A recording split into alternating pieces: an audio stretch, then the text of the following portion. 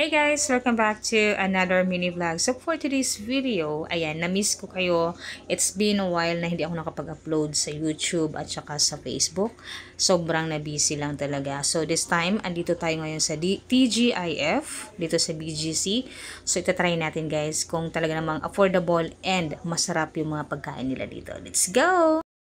So, ito yung kanilang tinatawag na BTS, Bistro to Share. Ito yung pinaka-affordable dito sa kanila, which is good for 3 to 4 person na siya. May appetizer, salad, and meron ng main course. Ayan.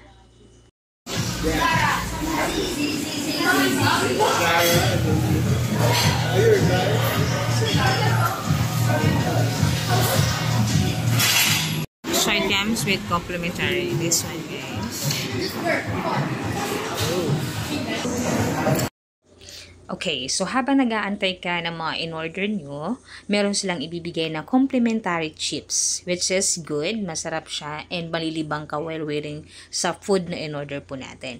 So, ayan, ito yung pinaka-nagugustuhan ko pag may mga complimentary food na na-offer. And finally, dumating na nga yung aming order. So, ito yung ating appetizer. Ito yung fresh mixed nachos. And then, ito yung ating salad. Ito yung tinatawag na ito yung watermelon cranberry. Okay, so taste test tayo guys. So, itong chips is same lang din dun sa complimentary na binibigay nilang complimentary chips. Pero, this time, itong appetizer na napili namin is meron siyang mga nilagay na something. Like, meron siyang cheese and may beans. Hindi ko alam kung anong tawag doon. Tapos, meron siyang corn na nilagay. So far, ang sarap niya. Nasarapan ako doon sa chips na yan. So, kailangan lang siya ubusin kasi nga, hindi na siya masarap pagka hindi na siya malutong. Diba? So, pero ang sarap niya. Okay, so sa sobrang lakas ng music sa loob ng restaurant na to, kailangan ko mag-voice over guys kasi nakalimutan ko yung aking microphone. So, ayan. So, try muna natin tong appetizer. So far, masarap. And then after that, try natin itong salad nila. Ito yung salad na napili namin kasi it looks like parang different siya sa iba. Ito yung tinatawag na watermelon cranberry.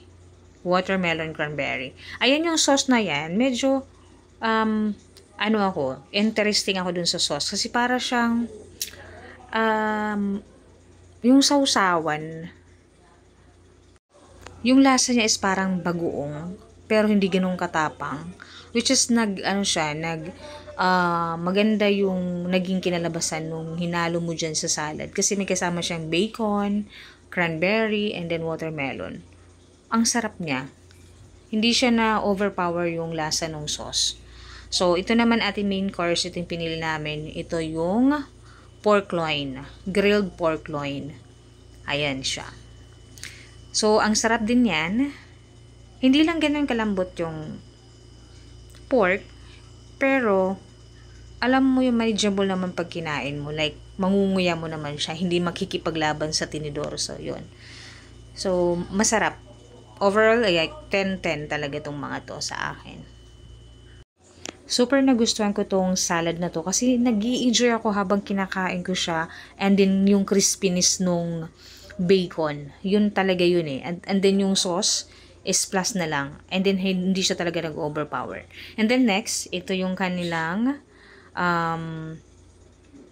tinatawag nila itong scallop na pasta. Kalimutan ko pangalan. Pero, masarap din siya. Hindi din nag-overpower yung sauce. Ayoko yung masyadong masos. Yung tamang-tama lang, so far na-enjoy ko yung food talaga dito sa TGIF. So far.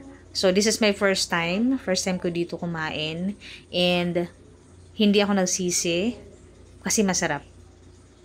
Masarap talaga siya. At ganyan kadami yung serving nila dito. 3 to 4 person talaga siya. Good for 3 to 4 person. So, ito naman, itong pasta nila, sobrang nagustuhan ko yung cheese. And then, tinan mo, hindi siya masos. Yan yung mga pasta na nagugustuhan ko Nowadays, ayoko yung mga masos talaga. And then, plus yung scallops, super ang sarap. Okay, 10-10.